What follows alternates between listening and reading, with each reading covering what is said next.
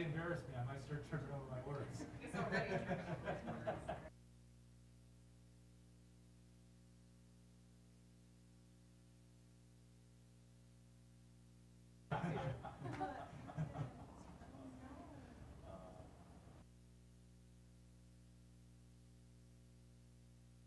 We're in this together, Karen.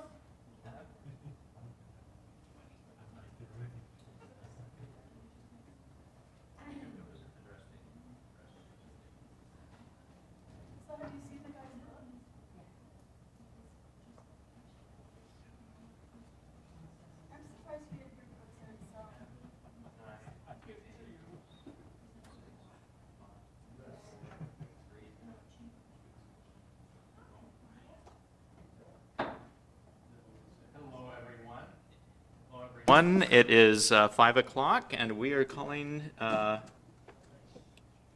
in session the Parks, Recreation, Human Services, and Public Safety Committee. And the first, is there any public comment? No, there is not. Okay. So we'll go right to committee business. The first item is approval of the April 11, 2023 minutes. We need to recognize that she's on.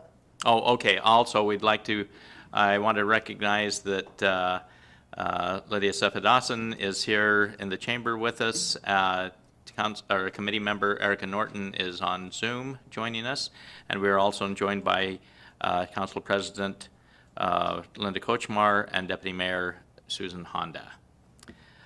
Let's go ahead, and the first item of business is approval of the April 11, 2023 minutes. Do we have a motion? Sure. I move to approve the April 11th, 2023 minutes as written. Is there a second? Second. Okay, we have a second. All in favor, say aye. Aye. The motion carries unanimously. Next, item B, report on the PAC operations. And it looks like it will be Brian, not Autumn, doing this, so all right. Good evening, council members. Thank you. Yes, this evening I will be reporting on the March 2023 overall PAC operations. Very briefly to go over, I believe this was presented earlier.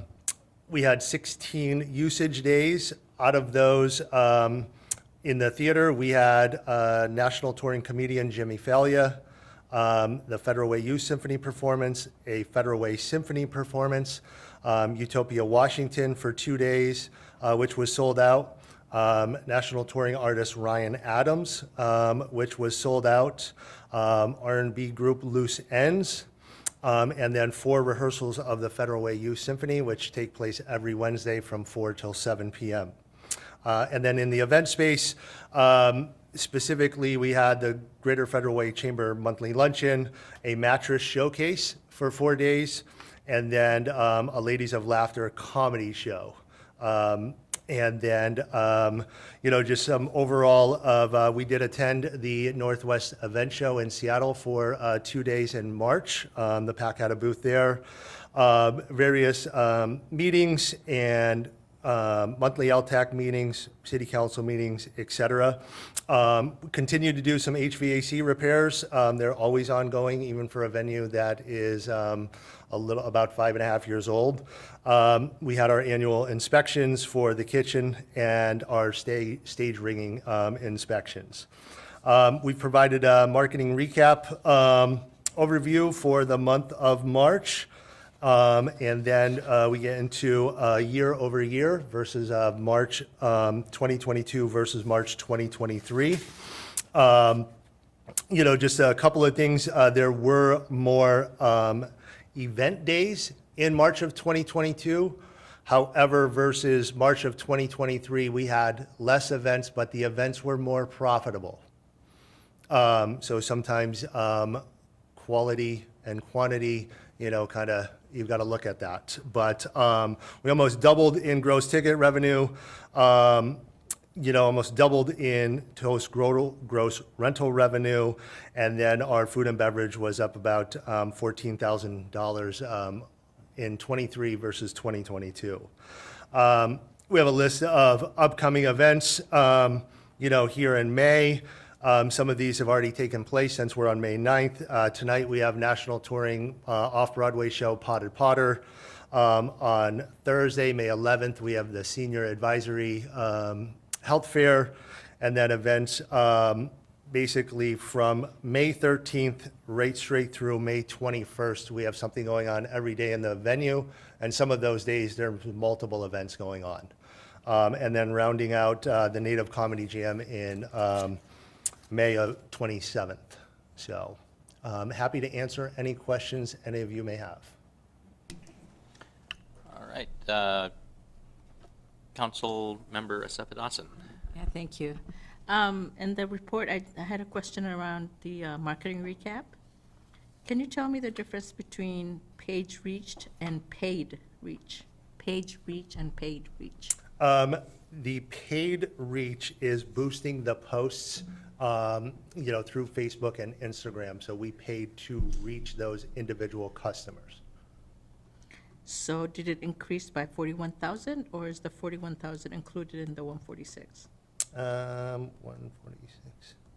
I don't know specifically. I'll have to get an answer for you from my marketing person. So I don't know to answer that intelligently. Okay, I think that was my question. There was another one. And Deputy Mayor Honda? Thank you. I have two questions. On the Jimmy Falla, Yep. it says 90 capacity. 90% capacity, I'm sorry. That should have been 90% capacity, not 90 people. Oh, okay. I was trying to figure out what that meant.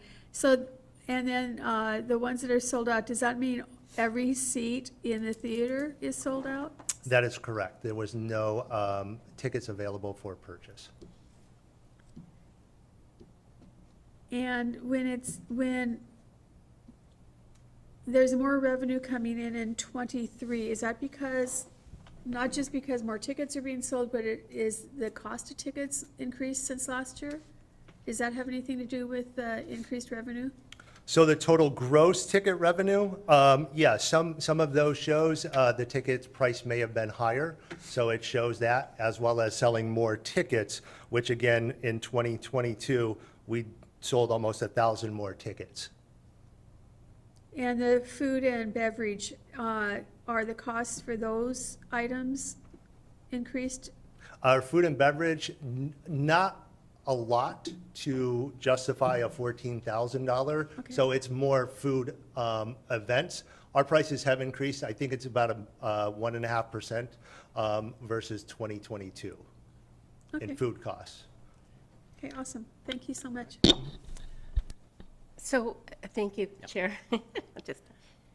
So I remember us talking about, the operating cost overall for the PAC. I think it was 4.8 million, is that correct? 4.8 million? For a year, 4.8? No, the Is Oakview it- Group's budget to operate the facility is $911,000. No, I mean the cost of the entire, not just the food. I mean, we're talking about salaries and Our budget subsidy is $911,000. that you get from the city. No, that is lost at the PAC. What we get from the city, what it costs to Oakview Group to operate it, it's about 1.3 million. So I'm trying to get at the, there was a point where we were talking about 4.8 million and 2.5 million. And I didn't write down which ones those were for. But my point I'm getting at is that this is good that we're increasing our revenue. We just need to we have to get somebody in there like almost every night so we don't have a drain on our finances. So we need to find ways to promote revenue. I mean, it's good that we have sold out for a weekend, but we need to have sold out a lot for a lot of weekends in order for us to get closer to what it costs to run the pack. And we haven't even totally paid for it yet. I think we're still short. Like about 4 million, something like that? How much? How much are we short? Could be 5 million. Yeah, that was the 4.8, and so it's 2.5 for overall costs total. So I'm just trying to encourage you that we need to find ways to increase our revenue. That's what I think we need. Yes, and that's what we look at every year, and every year that I have been here, or Oakview Group, we have reduced the cost to the taxpayers by approximately $200,000 each year. So we continue to chip away, as we call it, at that overall subsidy that the city has for the cost of the PAC.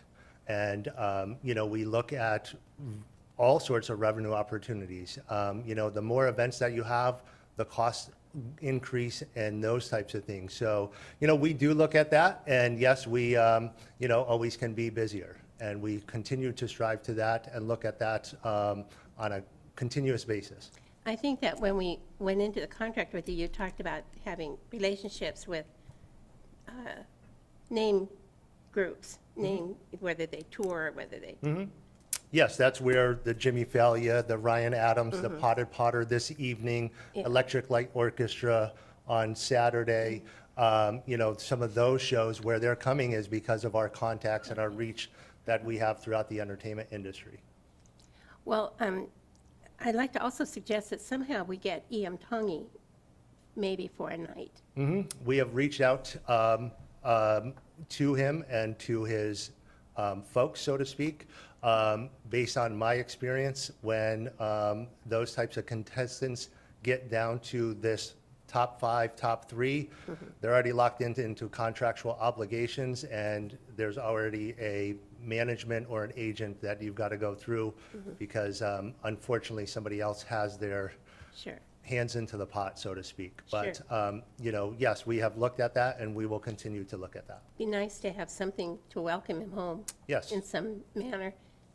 And then the other thing is, we did talk at one point about weddings, getting more weddings into the Performing Arts Center. I don't know Yes. if we're concentrating on that. Yes, we are. We actually attended the wedding show in Seattle this year, and we have so far booked 4 weddings off of that event alone.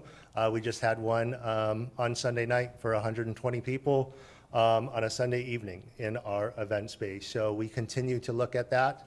And some of that is where, believe it or not, we're not big enough, or the walkability to a hotel, even though we have the La Quinta or some other very close hotels and great accommodations where they select other sites such as Tacoma or what have you. But we do look at them and continue to, market for weddings. Thank you. Right. Brian, just quick question on the, hold on just a minute, my screen. Erica, your hand is up. Thank you. Go ahead, Erica. Thank you. Hey, I had a question. I know you've already explained this before, but will you please remind me of the formula for, you get a bonus when you lower costs, correct? Our company does, not me personally. Yes, our company does. Your company receives a bonus. What is it? Was it 20% of the amount that you save, or what was the percentage? I don't, the other representative gave us a formula before and I didn't write it down. It's 20% of every dollar that is saved or we beat budget by, basically. Okay, cool. Thank you.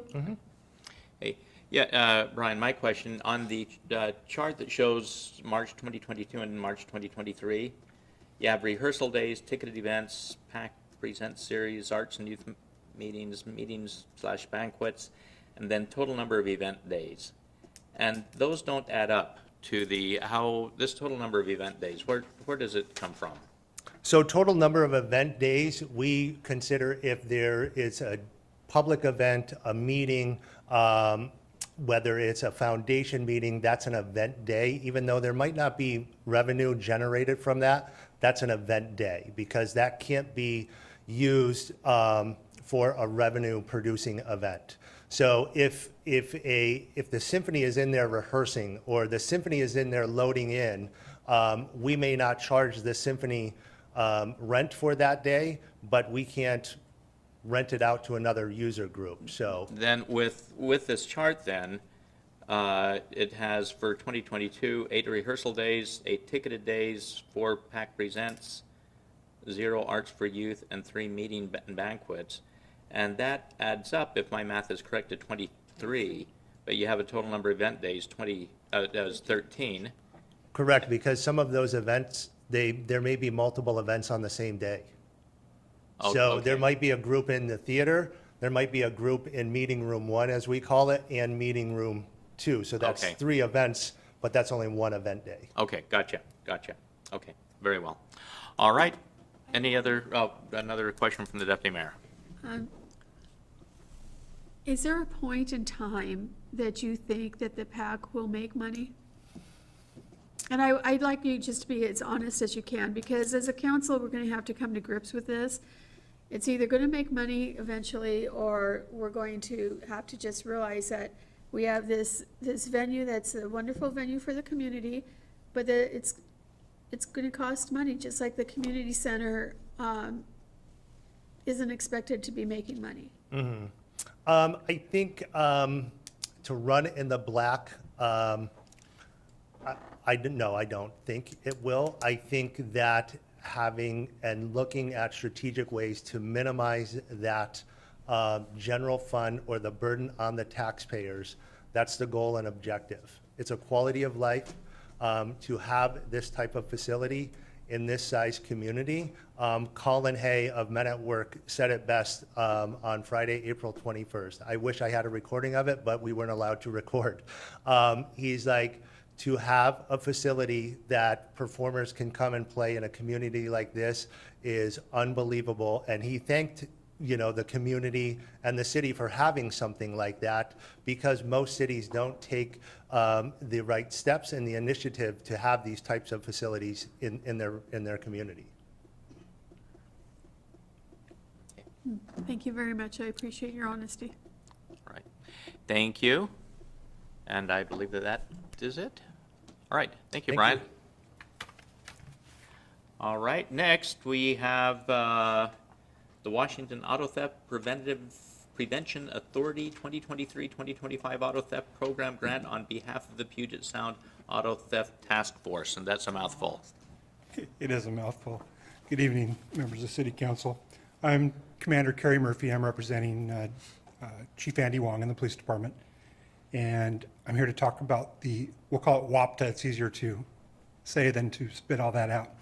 But the policy question I have for you is, should the Federal Way Police Department submit the Washington Auto Theft Prevention Authority grant application on behalf of the Puget Sound Auto Theft Task Force, otherwise known as PSAT, and accept the grant if awarded? A little bit of background on the task force.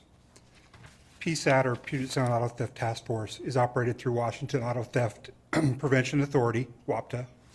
The grant awards and expenses for PSAT-related activities are reimbursed monthly. Federal Way is the lead agency for PSAT and handles the financial processing of the task force, and would be applying accepting this grant on behalf and for the benefit of the PSAT task force. And this item will have no direct financial impact on the City of Federal Way, other than its reimbursement for the PSAT-related activities, should the grant be awarded to PSAT. So a little background on what PSAT does. It's multi-jurisdictional. It's King and Pierce counties, all of Pierce County, and about 6 agencies with King County at this point. It was formed in 2017, and we've been a member since the creation of it. PSAT, it provides coordinated and efficient use of personnel, equipment, budgeted funds, and training to investigate and aid in the prosecution of prolific or organized auto theft crimes. The City of Federal Way, through the Police Department, continues to serve as the lead administrative agency, which is responsible for the proper accounting, procedures, reports, and statistics. And as staffing allows, the Federal Way Police Department will continue to assign at least one commissioned employee to the PSAT task force. In this 2023 or 2023-25 auto theft program grant application seeks the grant award from WAPTA on behalf of PSAT to provide continued funding for the personnel, public relations material, training, and technology equipment. This funding will support the continued operation and coordinated efforts of the task force. And a breakdown of that is included in the back of the application of where those funds go.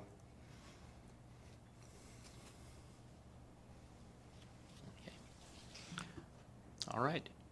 Are there any questions? Yes, Councilmember Sefadossin.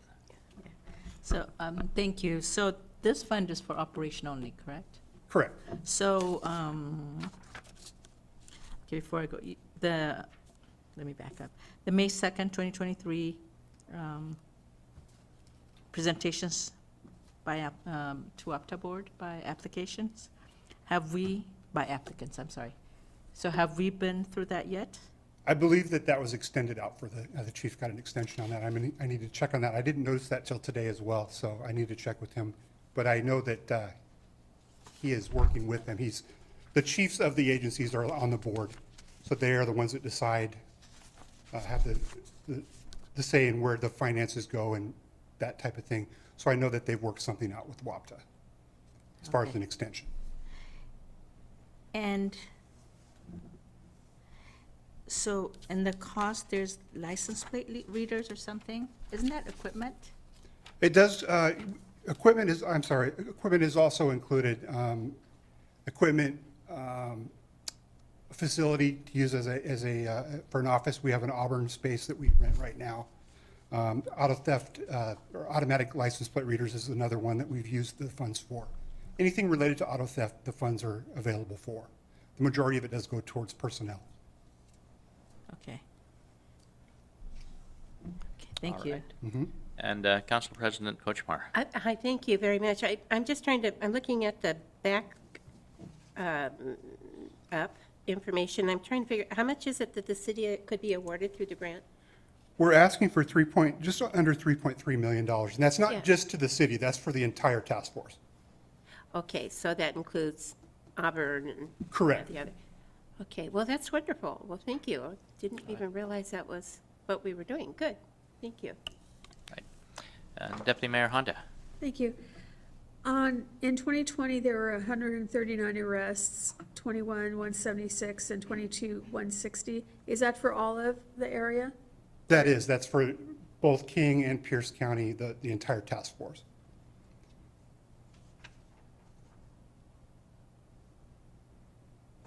Thank you. All right. If there's no further questions, do we have a motion? No, I do have a question. Oh, okay. Yeah, that's what I was looking for. So let's say in 2020, you have 415 recoveries, I'm sorry, right? Historically. But then in the chart, it says number of recovered vehicles, 7,555. So how do we read this? Or is there a correlation between the 415 and the 7,555? The recovered vehicles, that includes cars that are found unoccupied, dumped somewhere. People call them in and say, hey, this suspicious car's in my neighborhood. We go out, check it out. It turns out to be stolen. So the arrests are the ones that we actually catch someone in the car, or they're part of a ring that's a chop shop or sending them off overseas in containers that we arrest for the bigger scope of auto theft, not just the guy we find in a car. So the 415 is the big ones, right? Correct. Ed?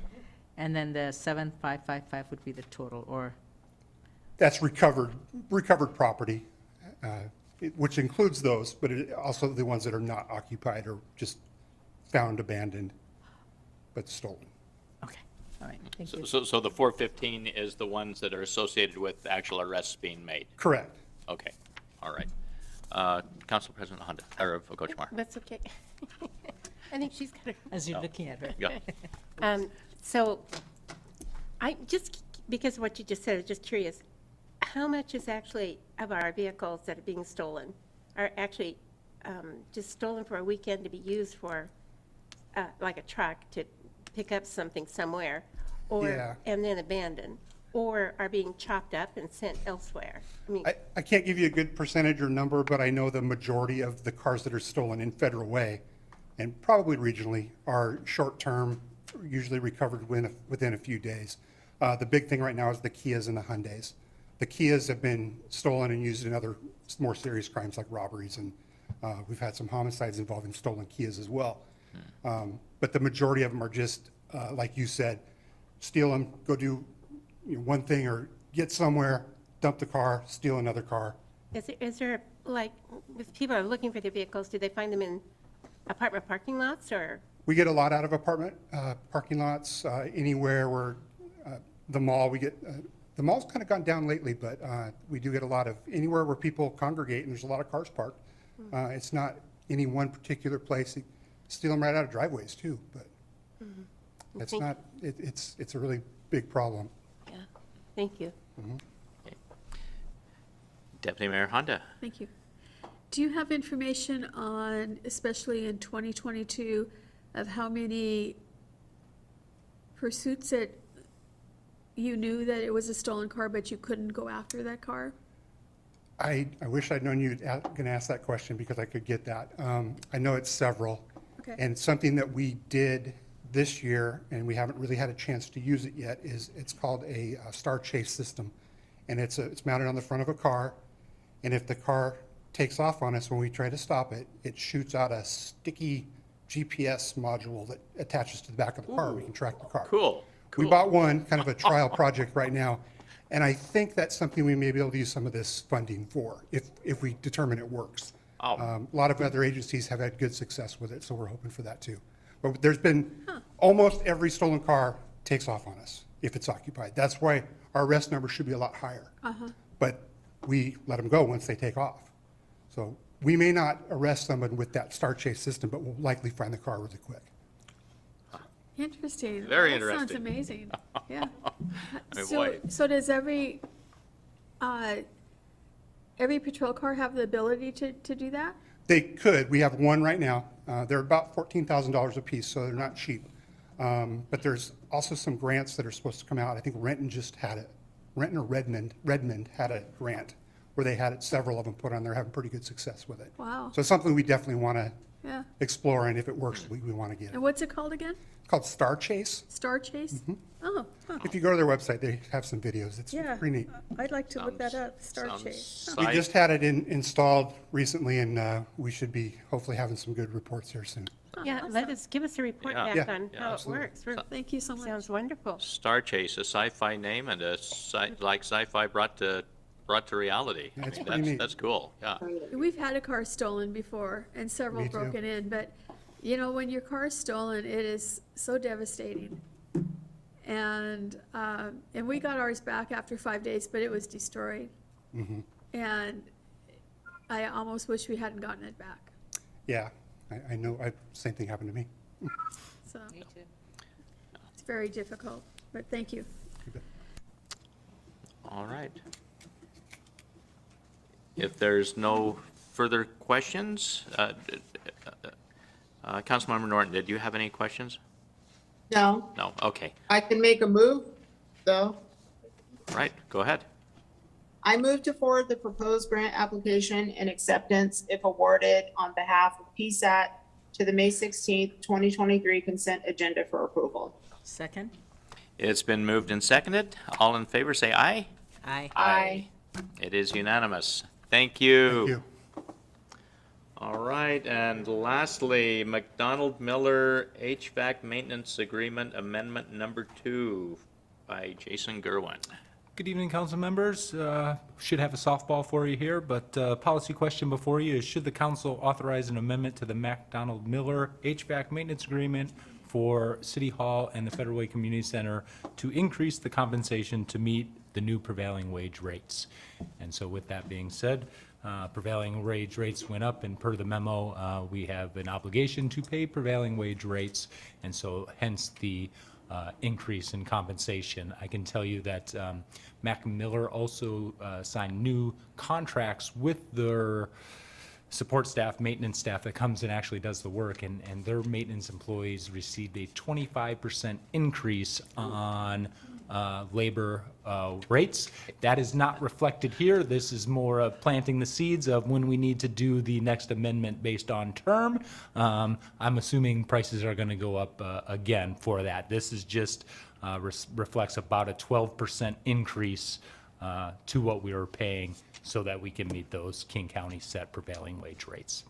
Be happy to answer any questions if you have them. Right. Does this, obviously it has an impact on the budget, but is it budgeted already, or is that going to be part of the budget amendments that we're? So right now, we are not, in this budget adjustment, there is not a request for that. We may do so in the July budget adjustment. But we have excess money set into the contract in case we have, something that is not covered by the maintenance contract, and that's kind of like a variable speed fan, or some of the computer components aren't covered by the maintenance contract. And so we have a little bit of extra room in the contract, which is why I have not requested on the budget request right now. We can absorb it with what has been allocated and set aside for the contract. But like I say, when we go to renegotiate based on term, because of the labor rates as well, we're going to see additional increases, and it's just pretty much consistent industry-wide. We're seeing these increases. I mean, you can't go to Home Depot or Lowe's and not be shocked at the price of a 2x4 or something like that. And so we're in those inflationary times, and we have to meet the commitment we have. But in regards to the maintenance contract, I can tell you every dollar of this maintenance contract is money well spent, because we don't have the expertise in-house to do this work. And for the most part, our buildings are temperature controlled. We have heat when we need it and cooling when we need it. All right. So, and I couldn't be more thrilled with the service. Mac Miller's customer service and their technicians are top notch, and always make sure that our needs are satisfied.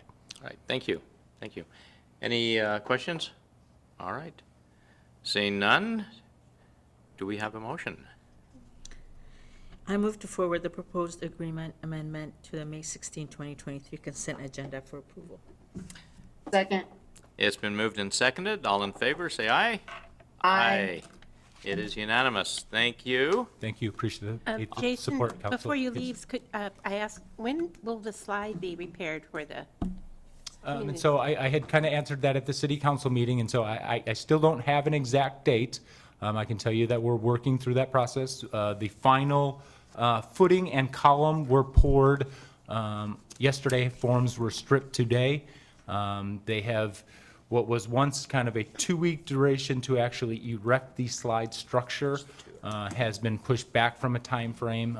Originally, there was supposed to be a crew brought in from Georgia to help with that construction.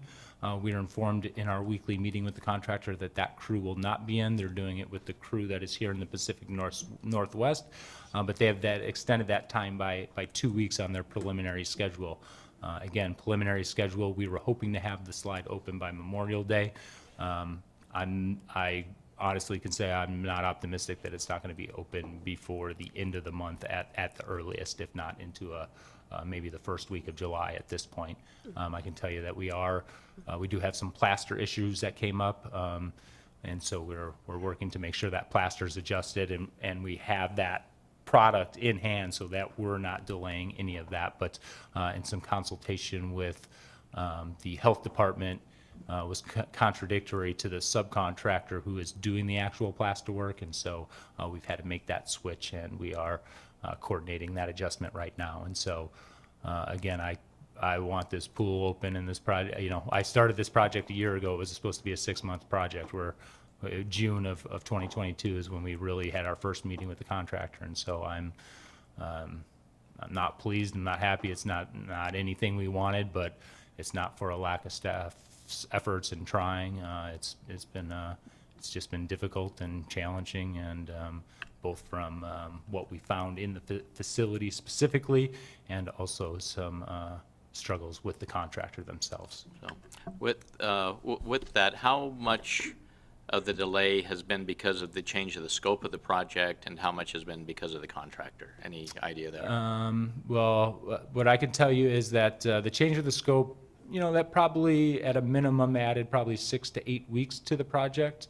But I think the bigger delay in the contract is the contractor was told last June they needed permits, reminded again in November. They didn't actually pull their permits until January, and so then they had a lot of work to do with the third-party review. And so to me, that's been one of the major cruxes. Their tardiness in submitting permits and getting those in a timely manner has really been the push on this back end. I mean, those repairs from the damaged rebar were completed back in March. Okay, all right, thank you. Councilmember Sefadossin. Yes, so do they pay, is there fees for penalties for? We do have liquidated damages, and I can tell you that I spoke with both the mayor and city attorney Ryan Call, probably just prior to coming into this. Ryan Call was reviewing the contract. We're sorting that out. I can tell you right now, it's in our best interest to work well with the contractor so we can just get this completed, and then we can sort out all those details once we got a slide open and members going down it. Okay, all right, thank you. Thank you. Thank you. And with nothing further, our next meeting will be June 13th, 2023, right here at 5 p.m., and the meeting is adjourned. Bye. Safe Yes. travels, Erica.